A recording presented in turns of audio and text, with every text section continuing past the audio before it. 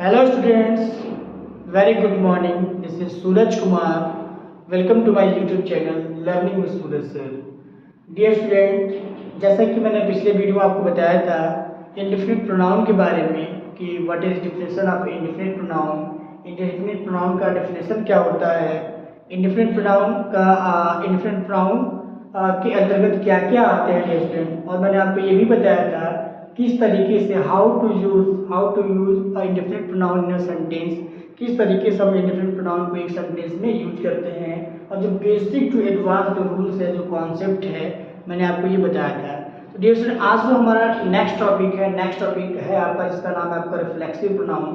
और reflexive pronoun dear student मैं आपको बताऊंगा कि what is definition of reflexive pronoun, what is mean of reflexive pronoun, और how to use reflexive pronoun in a sentence. आज जो मैं आपको बताऊंगा कि रिफ्लेक्सिव प्रोनाउन का क्या परिभाषा होता है और रिफ्लेक्सिव प्रोनाउन का मतलब क्या होता है, किस तरीके से हम रिफ्लेक्सिव प्रोनाउन को एक सेंटेंस में यूज करते हैं।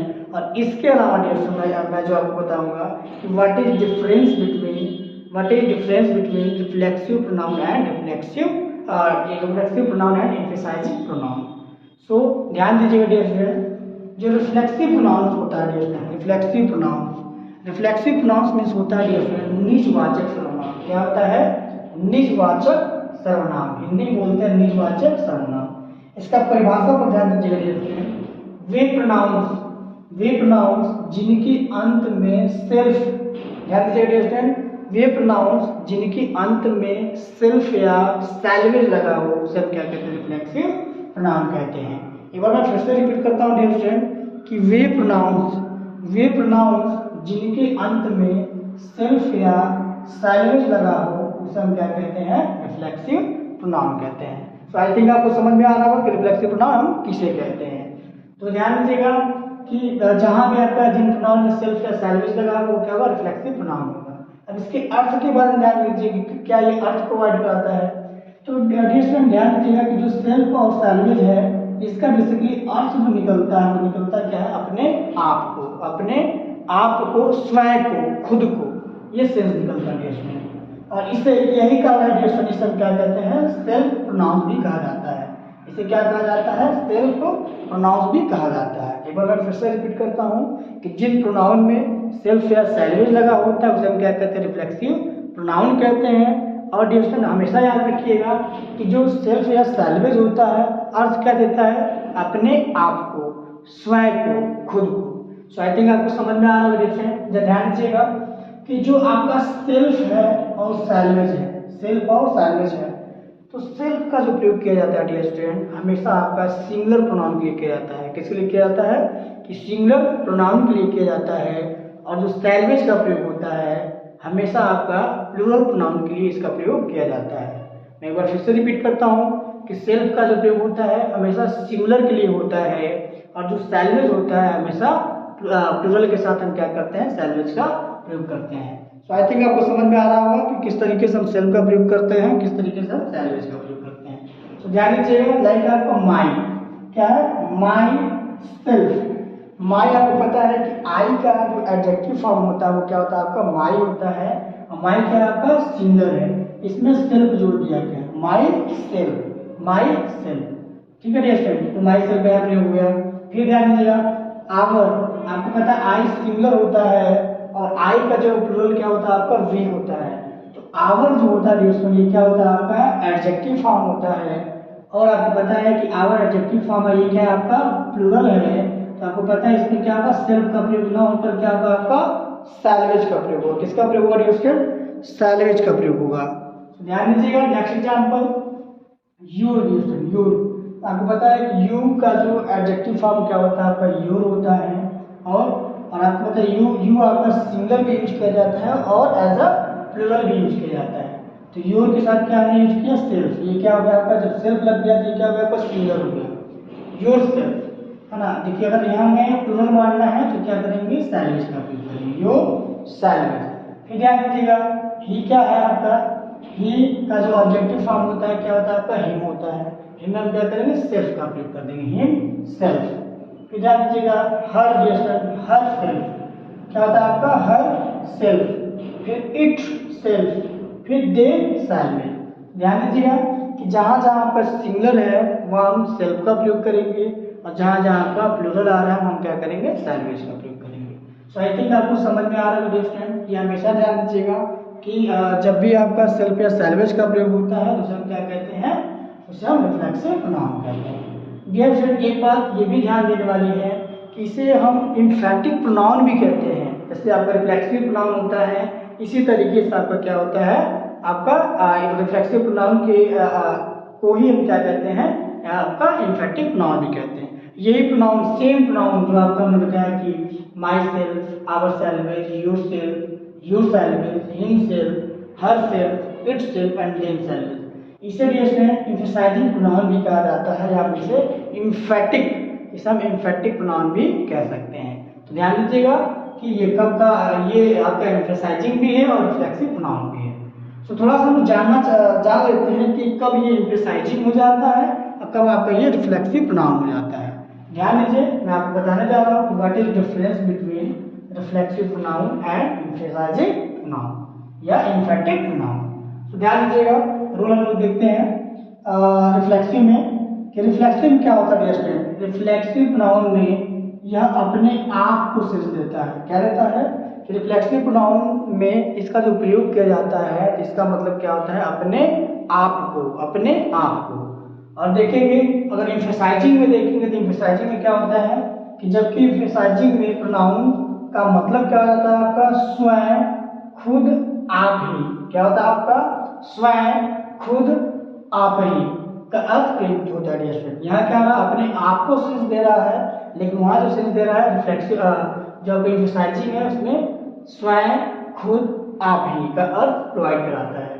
फिर दूसरा देखिए कि यदि किसी सेंटेंस में वर्ब का प्रयोग सब्जेक्ट तथा ऑब्जेक्ट एक ही व्यक्ति या वस्तु के लिए हो तो वर्ब के ऑब्जेक्ट के रूप में रिफ्लेक्सिव प्रोनाउन का प्रयोग किया जाता है। ध्यान दीजिए स्टूडेंट कि यदि किसी सेंटेंस में वर्ब का प्रयोग सब्जेक्ट तथा ऑब्जेक्ट एक ही व्यक्ति या वस्तु के लिए हो तो, एक ही व्यक्ति या वस्तु के लिए हो तो वर्ब की ऑब्जेक्ट के रूप में हम क्या करेंगे, रिफ्लेक्सिव प्रोनाउन का प्रयोग करते हैं। सिंपल सी बात है, जब एक ही व्यक्ति, एक ही वस्तु के बारे में आपकी बात हो रही है, जैसे मैंने स्वयं यह कार्य किया है, I have done this work my self, तो यहाँ क्या हो रहा है कि यहाँ एक ही व्यक्ति के लिए बात चल रही है। तो ऐसे कंडीशन हम क्या करते हैं कि अपने आप को या स्वयं की जो अंग्रेजी हम क्या लिखते हैं आपका my self, I have done this work my self, मैंने इस कार्य को स्वयं किया है।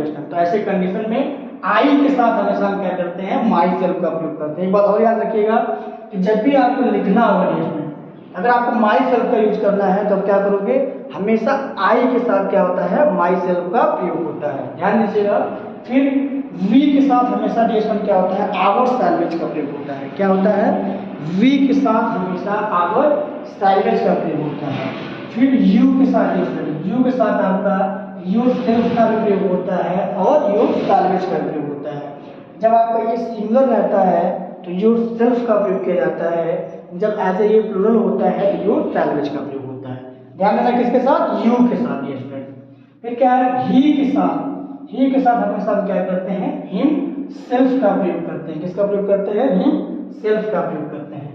फिर सी के साथ अगर हमें स्वयं या अपने आप के अंग्रेजी लिखना है तो हम हर सेल्फ का प्रयोग करेंगे।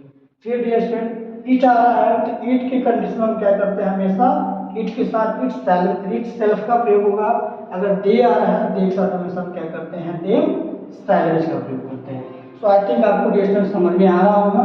फिर ध्यान दीजिएगा, हम एग्जाम्पल जो आपको समझाना चाहेंगे, लाइक आपका देखिए, Ram ruined himself, Ram ruined himself मतलब राम ने अपने आप को बर्बाद कर लिया।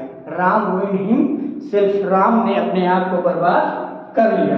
फिर ध्यान दीजिएगा कि और एग्जाम्पल लिख सकते हैं कि ही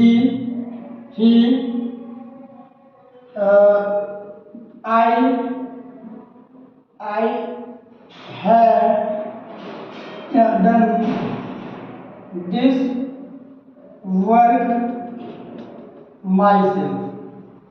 I have done this work myself. मैंने इस कार्य को स्वयं किया है, मैंने इस कार्य को स्वयं किया है। तो ऐसे कंडीशन में डियर स्टूडेंट क्या होगा, आई सेल्फ हम जो स्वयं की अंग्रेजी लिखते हैं और अपने आप को अंग्रेजी लिखते हैं क्या लिखते हैं, माई सेल्फ का प्रयोग करते हैं। तो आई थिंक आपको समझ में आ रहा होगा।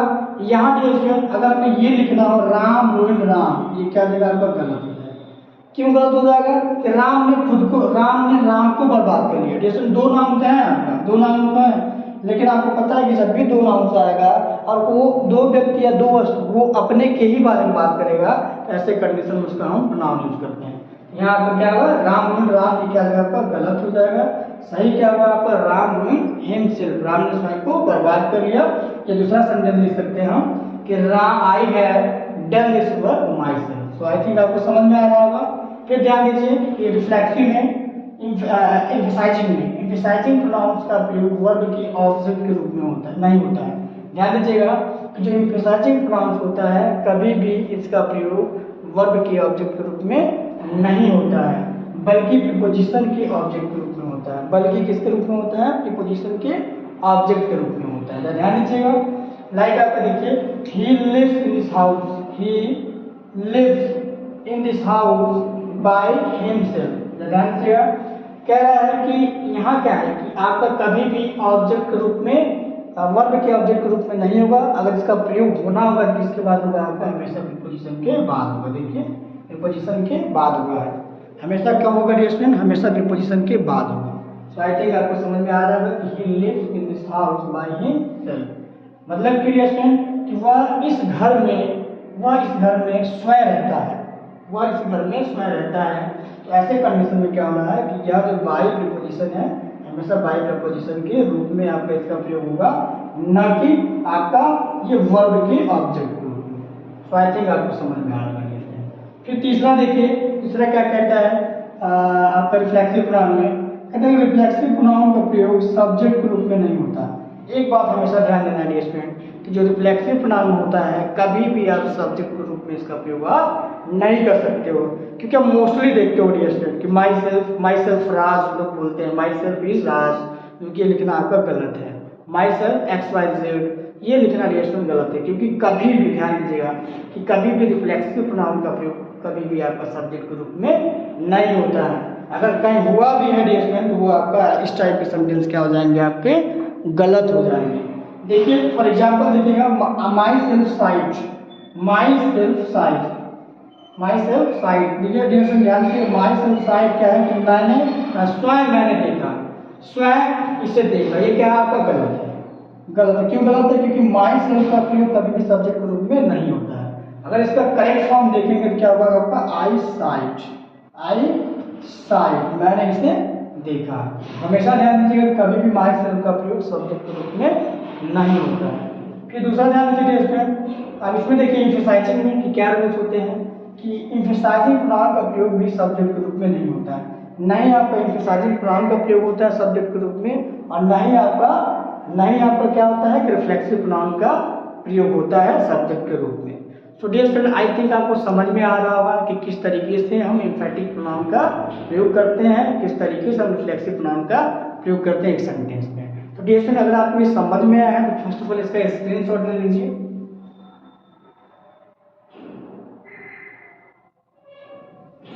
सो आई थिंक आपने स्क्रीनशॉट ले लिया है डियर स्टूडेंट। अगर आपको ये वीडियो समझ में आया है, अगर आपको समझ में आया डियर फ्रेंड, तो प्लीज़ हमारे चैनल को ज़्यादा से ज़्यादा शेयर करिए, हमारा जो वीडियो है इसको लाइक करिए, ज़्यादा से ज़्यादा शेयर करिए, कमेंट करिए, और डियर फ्रेंड और अपना जो आपका जो वैल्यूएबल फीडबैक है डियर फ्रेंड वो प्लीज़ आप मुझे प्रोवाइड करिए, ताकि मुझे पता चल सकेगा कि आप क्या जानना चाहते हैं और क्या ऐड करवाना चाहते हैं डियर फ्रेंड। सो अगर आप हमारे साथ बने रहना चाहते हैं डियर फ्रेंड तो please subscribe my channel. Thank you so much.